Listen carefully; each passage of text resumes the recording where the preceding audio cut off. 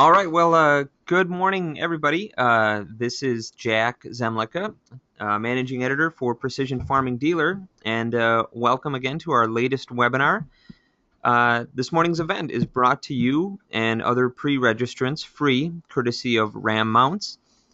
And our presenter today is Terry Brazzi, a former professor of agricultural geospatial technologies at Kirkwood Community College in Cedar Rapids, Iowa. He retired from full-time teaching earlier this year, but launched an educational consulting business, Brazzi LLC, where he assists agricultural colleges develop precision farming curriculum and also develops educational programming and certifications for agricultural companies.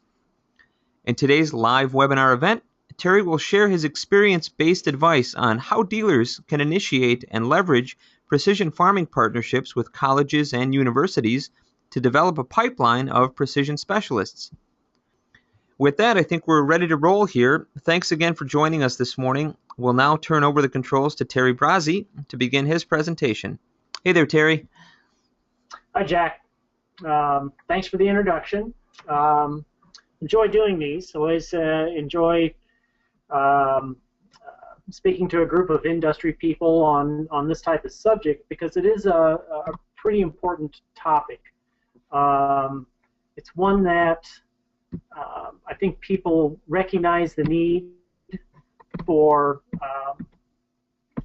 people within the precision ag industry, technicians specifically. And filling that precision ag pipeline is something that is a national concern. So Jack wrote a article last year about providing precision ag specialists, and he asked me to put on this seminar to expand on some of those points there. So here's some of the objectives that were in that article and some of the objectives that Jack and I talked about. But really the main point here, I think that everybody's interested in, is just it comes down to finding and supporting a student as a potential employee. That's what a lot of people are interested in.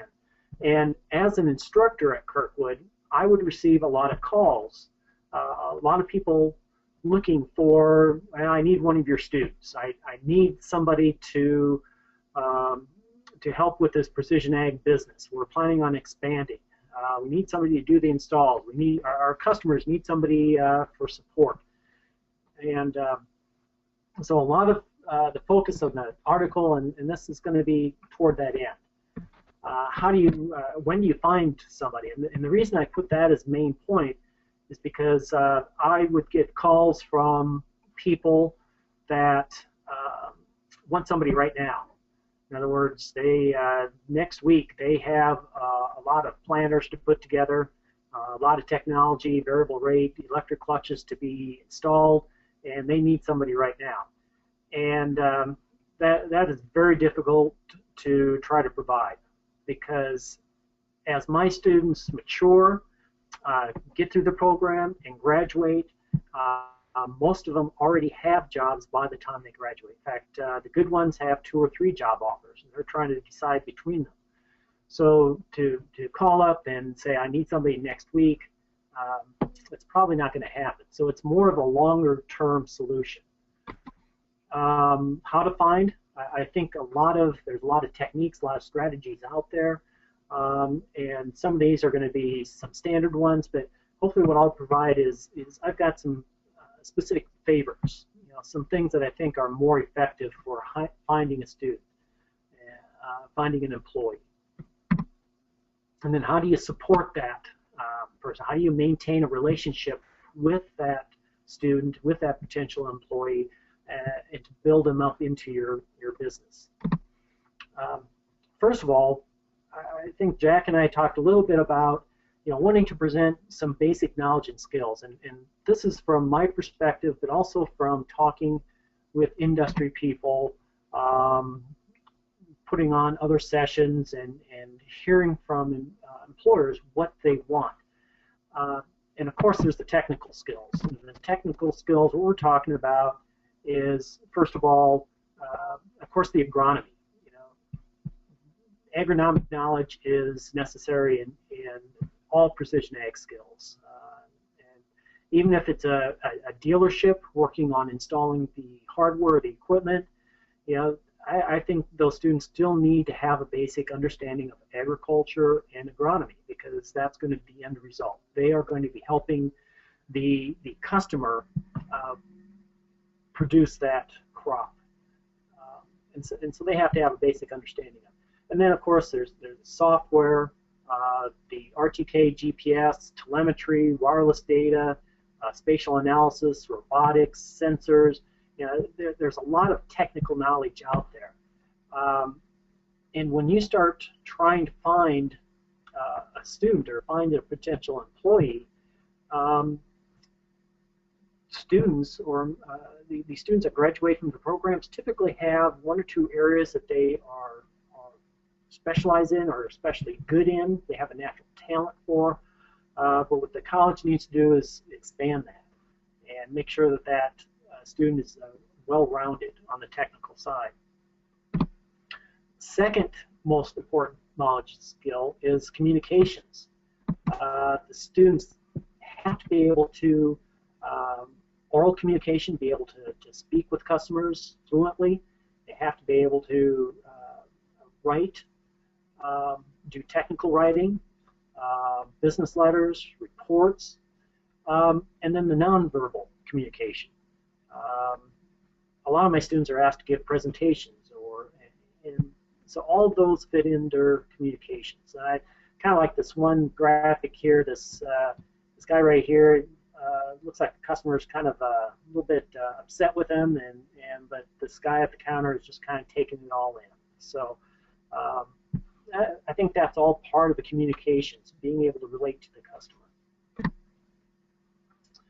And the third thing, and probably the most important, is that critical thinking skill. That involves the troubleshooting, of course, but it's also part of analytics, self-learning, and synthesis. Okay? A student that has critical thinking is able to synthesize new ideas or synthesize concepts from related concepts. I guess the more direct example of that is if they're familiar with one piece of equipment or one technology, they should be able to apply that to a slightly different piece of equipment or a slightly different technology. And it's all part of being able to connect the wires, being able to analyze the yield data. That's all part of critical thinking. There are ways of developing that critical thinking. So I think one of my main points here with this slide is that when you're cooperating with a college, you want to be able to work with a college or a program that is developing all these skills, not just the technical skills. That we want to make sure that the college is developing those soft skills, communications, critical thinking within those students too. Like I said, there are ways of developing those skills as that student is attending class. So developing the relationship, where are you going to get these employees from? Of course, there's going to be the community colleges, technical college, the universities. And we're talking about a difference between associate degrees, bachelor's degrees. The basic difference in associate degrees is typically for the technician level, the hands-on, grassroots, the guy that's going to be working directly with the customer on the equipment, installations, support. The bachelor's degrees, more of the managerial, professional types of careers. Now, as far as bachelor's degrees, there's a lot of land-grant universities out there to work with. Every state should have one. On the associate side, there is close to, I think, 1,000, 2,000 maybe, community colleges nationwide. Every state's responsible for their own system, and 400, at least 400 of those community colleges have agricultural programs. Now when we're talking about precision ag, now we're down into the 20 or 30 colleges that offer some type of precision ag programs. And that's where supporting those community colleges, those technical schools become important. We can also talk about the high school, middle school level. There we're talking about FFA, 4-H. That's kind of a ready source of, no, I shouldn't say a ready source, but there's a source of students there that want to be involved in agriculture. They're the ones that, the new students, they're more computer literate, they're more in tune with technology, and we know they want to be involved in agriculture. So the other source, though, at the high school, middle schools, which I'll talk about a little bit more later on, is STEM. Okay, STEM is a science, technology, engineering, and math, and that's been a larger push in high schools. And there's a lot of science teachers out there, math teachers, that want to be able to apply their science and math concepts to something real, something real world. And agriculture is one of those. Precision ag uses a lot of science, technology, engineering, and math. And so being able to work with those STEM instructors could be an important source of students and employees. And last thing is the customers. And again, I'll be talking a little bit more detail about this, but you're working with customers every day, and those customers actually have maybe knowledge of a potential employee in your future. So college partnerships, first of all. Okay, how can you work specifically with a college and look for that one key student or that one key person that would be a potential employee? The most logical and the common is provide some type of support role. Okay? And this is done commonly is a lot of ag instructors like to take their classes to a business for either a demonstration or for a tour. A guided tour through the factory or for them to come into a business, I will typically take students through Ag Leader. So they become familiar with Ag Leader as a company. We also take a tour of New Leader and get a demonstration of the CAN bus system. And so they're all very familiar with New Leader equipment and New Leader as a company. And so that's one way of developing that relationship with the college. Lending equipment is another possibility. Colleges are always looking for equipment for the students to get hands-on experience with. By lending a piece of equipment for a short period of time for the students to use, they learn about the technology, and they're more familiar with your equipment. But the key thing is, again, there's a relationship. They hear about your company, they're more aware of it, and it's something that stays in the back of their mind as they're thinking about potential employers. I think it's also important to develop a relationship with the instructor.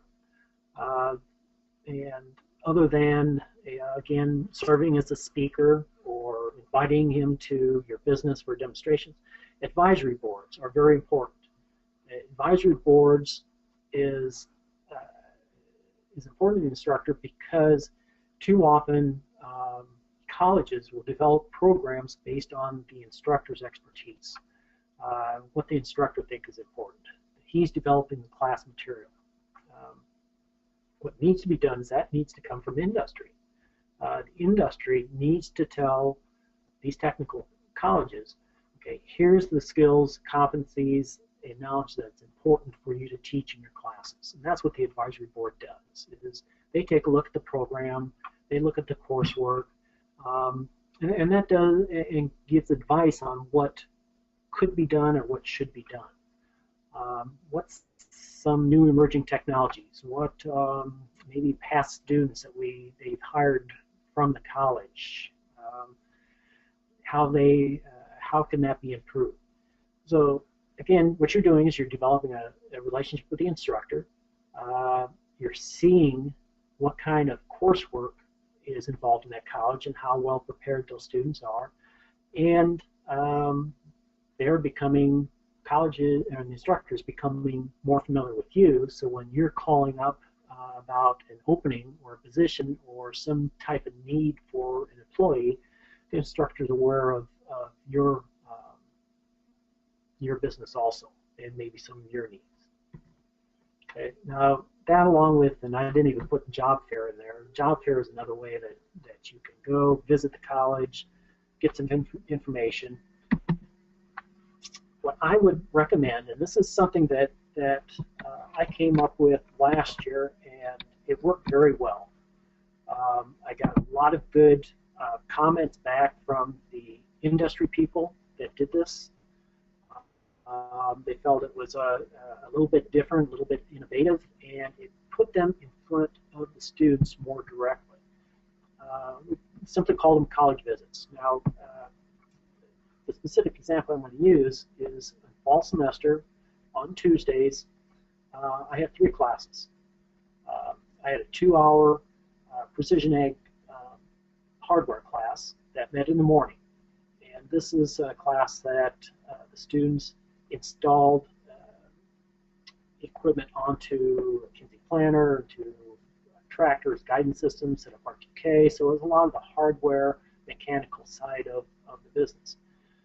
That meant for 2 hours in the morning. In the afternoon, I had a introduction to precision farming class for my first-year students.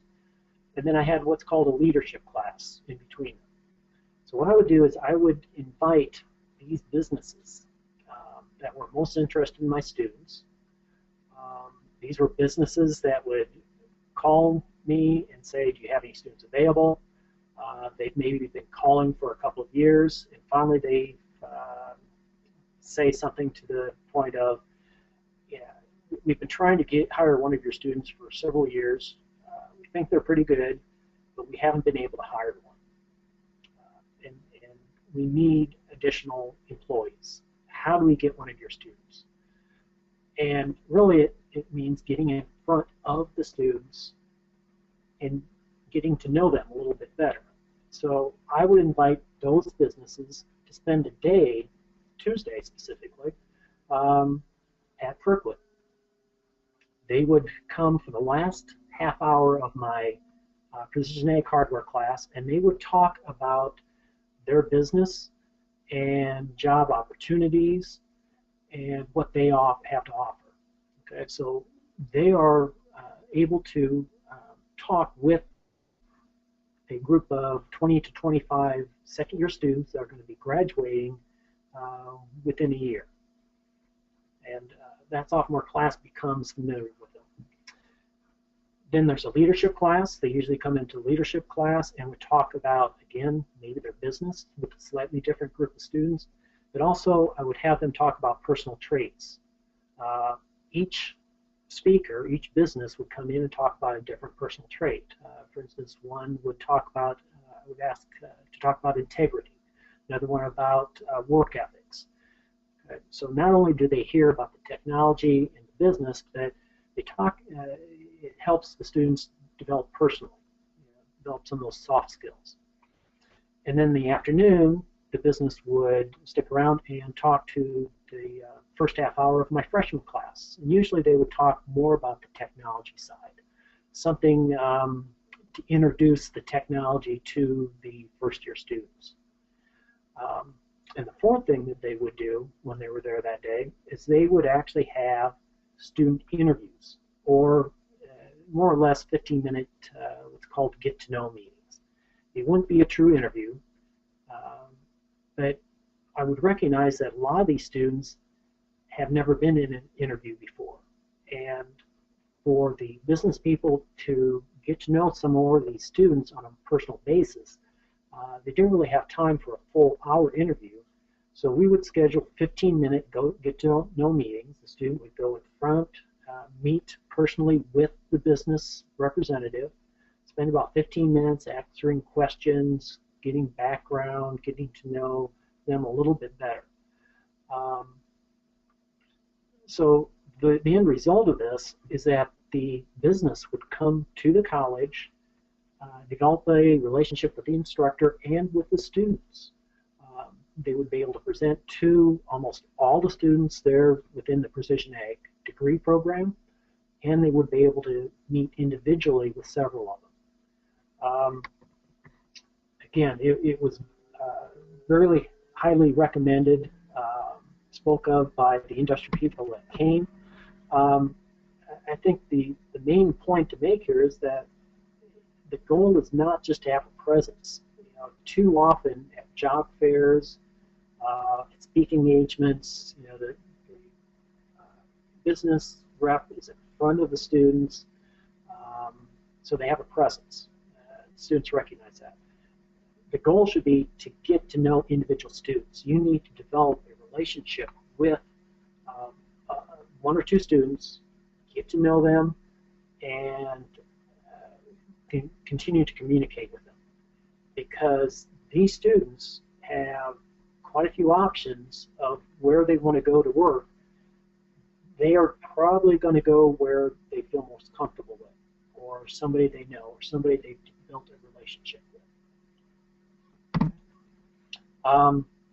One last comment on this, though, is finding a student at the collegiate level may already be too late.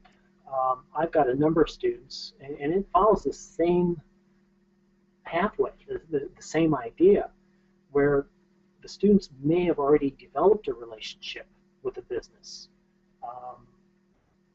prior to coming to college, or have already developed that relationship in the first semester of attending college. And so for another company to come in and start developing a relationship, maybe too late. So what that leaves us with is some K-12 partnerships, working with FFA groups on test plot projects. That's another situation where we're talking on a local basis. Maybe a co-op or a dealership is going to work with a small group of FFA people. Now, it's not just the FFA group. You don't want the presence known. What you're trying to do is identify a couple of specific students, start building relationships with those students. 4-H has a mentoring program. Speakers there's career days at middle schools. Quite honestly, I don't know that those are real effective, but it does get people or those students thinking about a career in agriculture. Where I've seen to have some specific luck is working more with the STEM instructors, the math and science instructors, because a lot of those students already are high academic, high ability, high scholastic types of students. They're looking for challenging careers, and that's one thing that we've got to do in agriculture is place agriculture as a challenging career. Instead of some of these high academic students going off into engineering or other fields, make sure they understand that agriculture is a viable, challenging career that they should consider. Speaking, it's a longer-term solution. Speaking these groups does take some time. So one last comment, I guess, about the K-12 and college partnerships is what you want to be able to do is focus, being able to focus maybe on one specific college that you know is local, provides precision ag graduates, and develop the relationship there and try to find students at that college. And building maybe the college's ability to teach precision ag, helping that way too. I'm not talking about a full-time job here. It's a case of where, especially in the case of this college visits, it's investing, one day at visiting that school and relationships. Now the next slide, this is actually, I think, what is going to be the most valuable. This is, I think, provides the most promise. And the reason for that is because there's been several research studies done, surveys done, and just in my own experience, that the biggest career influencer on a student is an industry person.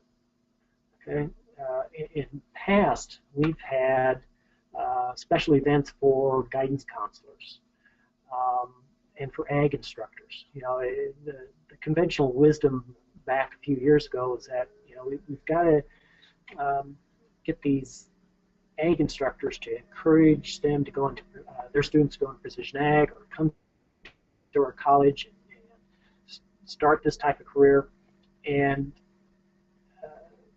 the guidance counselor, the parents, really is limited on their influence for the career. The biggest career influencer is that industry person, the person that the dealership person that says, you need to consider a career in precision ag. And when the industry person says that, that has a lot more of an impact. So what that means is discussing, the careers in precision ag, or the need for technicians and professional people, with all your customers. Make sure they understand that you're looking for people or new employees that have precision ag skills, and typically you can even ask them for help identifying that one student that you need, that one potential employee.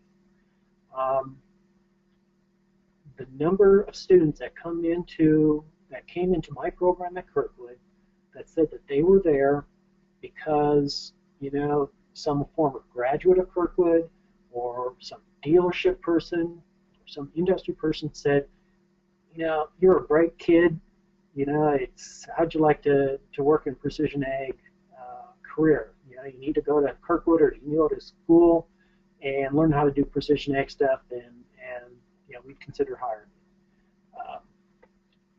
I think there was probably close to 3/4 of the students that told me that it was that experience that led them to come to school for precision ag. So I can't underestimate how much of an impact, and that's why I enjoy talking to this group here like this, the influence that you have on building these students. So again, then it comes down to identifying and focusing on possibly a customer student. It could be son or daughter of one of your customers that you've seen on a regular basis. They're bright, their work ethic, their background, and quite honestly, the big thing is that most students like to head home anyway for their full-time job after they graduate from college. They're going to go back to their home base. So then once you identified that customer student, and you're at the point now where you're early enough, there's considering it. You've started that relationship with that student, and before anybody else has gotten their foot in the door. When they start attending college, you've got a relationship with them, continue to support them. The first place they're going to consider working is for you and your business. Now that is it's a pretty long-term case.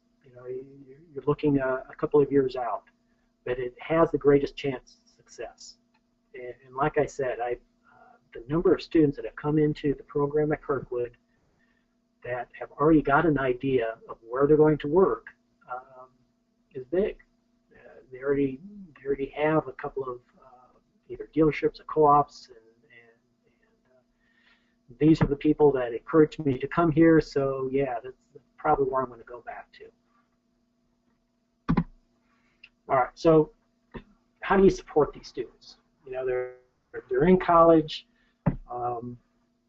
What can you do to continue supporting them? And that's part of that, building that pipeline. It doesn't necessarily have to be just one student, but you start that flow of potential employees. First of all, I want to point out job shadowing. Job shadowing, I'm not sure how many industry people do it right now. I've had a number of students that said they really enjoy that, and that's really how one thing they used to decide to start a career. And it starts with that identifying that customer student, saying, boy, you should try this career in precision ag. Why don't you come ride in the truck with me? Or why don't you spend the day at the dealership? Spend a day at the company here just to see what we do.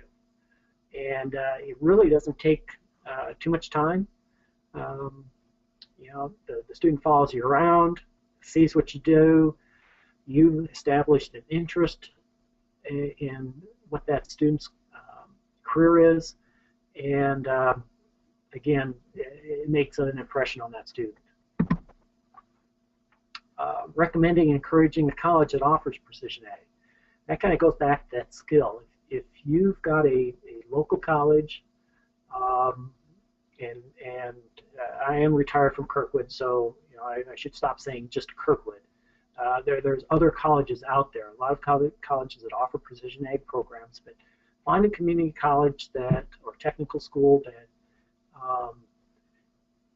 you can work with, that has precision ag courses, and kind of funnel the student that way. Encourage them to look into it, and encourage them to maybe visit the college. Now, tuition assistance, you know, now we're getting into a little bit more dollars here, I guess. That I think the last 4 or 5 years, I would have 1 to 3 or maybe more students that were receiving tuition assistance from a business or organization. The way this would typically work is that in exchange for the student attending classes, the business would provide tuition assistance. Sometimes it includes books. I think there was even a case where one young man was receiving a housing allowance and then tools, a tool allowance to buy tools for the work at the dealership after he graduated. In exchange for that assistance, and in some cases it was after the fact, so the student would have to pay it up front, but then when the student graduated and started work at the business, then the business would reimburse the student for anywhere from 50% to 100% of that. Another deal I know some students had was that if he worked for 3 years for that business, the business would pay 50%. If the student ended up working for the company for 5 years, it would be 100% of the tuition assistance. So that's again a way of building a relationship and supporting that student in their education. Related to that also, a best practice was that the student would sign a piece of paper saying that I, as an instructor, could release his or her grades to the business to assure that their grades were being kept up. And that's a major help, actually, for me as an instructor. It was a major help because those students were always more focused. They had a promise of a full-time job there. That allowed them to know where they were headed and what kind of specific skills and knowledge they would need, and we were able to focus that with our classes and with some of the projects they did in class. Internships, and that's another part of the support. Most two-year degree programs include internships. I want to mention a little bit about the early versus late. The program at Kirkwood had the option for a summer internship between the first and second year, or a spring internship at the end of their second year. The advantages of a summer internship is typically the students need a summer job. That allowed them to, again, focus a little bit more on the skills, but that internship was more of a development type of internship. At Kirkwood, they only would have had 1 semester of classes, so they weren't quite field ready at that point. So coming into the internship, it was more of a learning case. The late internship, which meets the last 8 weeks of their basically college term, At that point, they had all their classes, and majority of the students were field ready. And there were several cases, not that I'd recommend. I'm going to talk about that also. But there were several cases in which the student was hired as an intern. However, it ended up that they were basically the precision farming person. The dealership or their company, the co-op, the consultant, didn't really have anybody else doing precision ag. So the first day of internship, the student signed the papers, they were given a cell phone, a car, and the second day they were the precision farming specialist, and they were out on the road. That's probably not the best situation. We call that being fed to the wolves. But with a proper training and fundamentals, that is possible. We would prefer that they have some type of guidance, some type of mentoring to slow them work into a full-time type of position. But the late internship allows that more so, because they'll have had all their training or education in school, and they're a little bit more ready to hit the road. The other end of that is when you're doing an internship, there does need some type of guidance, of course. But on the other end, make sure that you get them involved. I've had several companies in the past with the internship, and they treated it more as a job shadow, in which the student would basically just ride along with the precision farming technician and watch as the precision farming technician, full-time, performed all the work. And basically it was just an observation for the internship student. That does not necessarily prepare the student for that real world of work. They need to be involved, and it may involve riding around with the tech for a week, but then slowly giving them more responsibilities and keeping them involved in the type of work that they'll do if they were hired full-time. There's quite a bit more on internship that we could talk about, but I think I'm going to leave it at that for now. I think those are some of the main points. The benefit of the support is, one, the students are encouraged to maintain grades and maintain effort. I think is the main thing. I've seen students that they don't really know where they're headed. They maybe have had some interest, but they don't have a specific employer lined up, and they're a little less focused. When they've got that employer lined up, they know where they're going. One, they're kind of eager to get there. They're eager to finish their schooling, but I see them on time more. I see them focused in class more, and there's more effort there. So building that relationship with a potential employer and getting that lined up is, as I said, is beneficial for the student in a couple of different ways. All right, a couple of things from the student's perspective I think are very important, and it's something that some of you need to realize. First of all, the majority of students seem to want to be able to stay in their home base area. What that means is they've grown up. Some of them maybe haven't traveled a whole lot, they haven't seen a lot of the world, but in some cases, the going off to college is the longest or furthest way they've been away from home. Very few students, after graduating, look at a map of the United States and said, I could go anywhere here. Most of them are pretty much focused on their hometown or small town. And there's a reason for that. Some of them, they're going back to the home farm. They hope to do a little farming along with their full-time job or the precision ag job that they have. Some of them have a promise of someday taking over the whole farm. So again, they want to be able to stick fairly close there. Some of them, they just aren't real comfortable going anywhere else. They like Iowa, or Indiana, or where they're from, and that's where they're going to live. So what that means for a lot of you potential employers is that it's very hard to drag a student out of their home base. And that's why coming to a school like Kirkwood, developing a relationship with the student and expecting them to, come over and move a couple hundred miles away from their home base to work for you, sometimes doesn't work.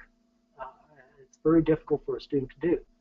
So it makes much more sense, like I talked about before, is finding a customer student, finding a student in your local area, that's their home base, sending them to a college, and that way they're more likely to come back to their home base and work for you. Also want to point out that a lot of them, even though at Kirkwood we provide a lot of hands-on activities, go over it several times, they may not be real confident in their abilities. It may be a case that going out and performing in front of somebody else or out in the field with a customer, so they need a little support that way. And it may be a mentor, or just maybe some type of assurance. I remember one student that was a female student, one of my first female students that graduated from the program, went to work for a dealership, and sometime during that very first week on the job, she kind of got thrown to the wolves a little bit, and she calls me up and says, this customer was crying, or was yelling at me, and she was crying, and she was very upset. And a couple of days later, she called me back and said, the dealership did a good job, supporting her, working with the farmer. The producer came back and explained, what he was upset about, and it was all good. And she ended up being in that dealership for several more years. But that was a case where maybe she wasn't quite confident in her abilities, and it could be kind of intimidating to go out and face those farmers for some students. Contact from the potential employer. What that refers to is that I'll have a number of students that have made contact with the co-op or a dealership. The dealership has maybe told them that, yeah, we're interested in hiring you. We're going to give you an internship, but they haven't set a start date, and then the student starts getting, again, may not be real confident. Says, well, do we really have the job? And they try to contact the employer, and from the employer's perspective, maybe you guys, yes, you're planning on, you're glad you found the student, you're planning on hiring him, you're all set. But from the student's perspective, he's still a little unsure. He says, well, I've got some of these other job offers, and what happens is they may not hear from that potential employer. And they'll come to me on a regular basis and say, I haven't heard from this guy. He said he had a job with him, but I haven't heard from him for a couple of weeks. And usually I'll tell him, guy's probably busy. He's probably counting on you. Contact him once a week just to make sure. And if he doesn't contact you, just keep trying to call him or touch base with him. And usually what happens is a week before the student's supposed to start, the employer calls him up and says, oh, yep, you're going to start next week, right? Well, you need to maintain a little bit more consistent contact with those potential students, because as they're graduating, if they don't have something on paper, they start really getting nervous about whether they have a job or not. So keep in touch with them. Maintain that relationship when you found them. I'd also like to make a note that the students coming out of college, they come out at a lot of different levels, a lot of different abilities. I've attended sessions with employers before, and industry people, and I remember this one guy got up and he said, well, yeah, what kind of skills do I want from a student? Well, I want them to have agronomy skills, and I want to have precision ag skills, and I want them to have computer skills, and I want him to be able to work with software and understand software, and I want him to be able to communicate, and I want him to be respective of the customer's feelings, and I want him to get along with all the customers. And basically, he just rattled off this list here, and by the time he was done, most of the audience was kind of chuckling, because where do you really find somebody like that? There's very few people that meet all those requirements. So what you do is you find somebody that best fits your requirements, and you train up the rest. Well, students coming out of college, quite honestly, in 2 years, there's only so much that we can do. And a lot of the students out there that I've known come out with excellent mechanical skills, or they come out with excellent software skills. Some communicate very well, but most of them have some type of quirks or something that doesn't maybe quite fit. So make sure that you check with the instructor for references. I've always tried to do a good job of matching up students with employers. Is the student really going to work out for you? Yeah, he's really good on the computer, but he can get a little snarky, and he's maybe not quite the personality that you're thinking of. And in most cases, most employers can work around that if they have that critical thinking and other advantages. But check with the instructor. All right. What I'd like to do is to kind of finish up with some things that are coming down the pike. I know some of you are looking at finding employees from a local perspective. You may be local dealerships. You're trying to find that one good person. How do you develop that relationship?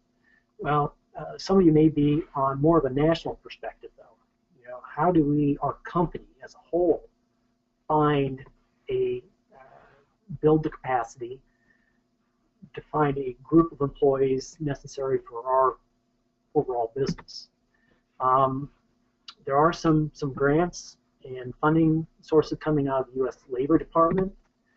One thing that I've been trying to build and may come to reality here in the next couple of years is the online GIS Precision Ag, what I call student search, where it will list students looking for jobs yet, and it would be an online GIS. So it would list that home base, list how far out from that home base they're willing to go, and then the company can search for, well, we need somebody in these areas. Here are some students that would fit that. And it's being that it's spatially associated with the student, they'd be able to hopefully line each other up. Certification students is difficult, but I think it's something that needs to be looked at. Since there's so many different skills, software is easy, a little bit easier to develop certification of, but that would give the employers something to look at and show exactly the skill level of the students. And right along that is certification of programs, where colleges would receive a certification saying, okay, this program teaches these skills, and we're certified that these students coming out of this program have these skills or been taught these skills. And that would help the industry, employers, or specific businesses direct them to colleges that may have students that they need. And I think a nationwide cooperation with FFA. FFA is a leadership organization, but it's also an organization filled with young students looking for careers in agriculture. And if we can focus some of that in precision ag, that would be part of that pipeline. So here's my basic contact information. I said I'm retired from Kirkwood, doing educational consulting, with a professional goal of trying to build those precision ag skills, not only in colleges, but in companies. And the next 3 or 4 years, I hope to be able to do something on a national level, hopefully improve that pipeline that everybody says is needed. So I think that was pretty quick, but I used a majority of the hour, but we still have 5-10 minutes, I think, for questions. Yeah, that was great. Thanks again, Terry. Much appreciated. A lot of good information, things to ponder there for our audience for sure. I know a lot of them are very interested in trying to develop those partnerships for that next generation of specialists. We did have a couple of questions come in here, so I'll kind of toss them your way. You did touch a little bit on internships, and I know that's certainly something that dealers are exploring on the precision ag side. From your point of view, how are you seeing, kind of those most effectively structured, between dealers and colleges? I know a couple, are exploring that tuition reimbursement or, some sort of an arrangement with the college. How are you seeing those kind of be developed most successfully? Well, again, it comes back starting with identifying a student. A lot of the students are finding their own internships. And again, a lot of them are back in that home base. So even though I get calls from dealerships and companies asking for students, not only to hire full-time, but even for internships, majority of students pretty much line up their own. So it's a local dealership, local company they're going to, and asking for the internship, lining it up. Most of the internships at Kirkwood, and I think at other colleges, are somewhere between 6 to 12 weeks long. And the most of it, I think, has got to be based on some hands-on activities or real activities. The dealership. We don't want students, sweeping the floors, but we want them to have a variety of experiences. So even though the internship may be for a precision ag specialist, we have some students that will spend time in the office doing call support. They will spend time in the parts counter. Now, I know that's not a precision ag specific, but I think it's valuable, and a lot of the dealerships feel that it's valuable to give the students a whole range of what occurs in the dealership. It's not just the technical skills that we're trying to develop. They want to show the students, properly so, what it means to work in the company or the dealership. So seeing the parts counter, seeing the office, seeing the sales team, seeing the service department, seeing a little bit of all of that, I think is important. So typically that's maybe a couple of weeks total, seeing all those different areas, and then the majority of time though is spent actually doing work. Again, not a job shadowing, but structuring it so the student has actually time on their own. They're actually going out the road doing exactly what they would do in the real world. Most of those internships are paid. They're structured. Um, we get a lot of questions about the amounts, and I think it ranges anywhere from minimum to, I've heard, as high as $18 an hour for those internship students. Um, if you're doing a late internship, uh, large majority of the students just have a tendency to continue working or um, work full time after the internship. Okay. Um, and another topic that you kind of touched on too was obviously, getting in touch with students early on.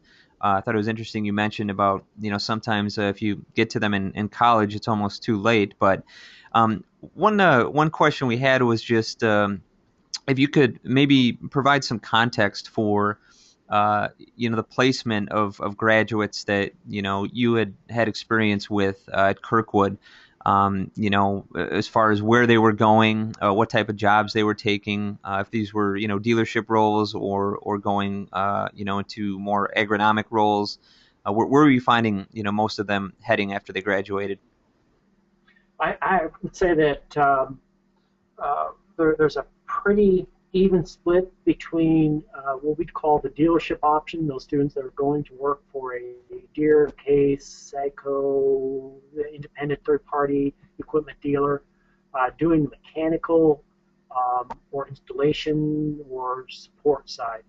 Um, that pretty well balanced with those heading to a co-op consultant doing the agronomy mapping side, soil sampling, data management, data analysis.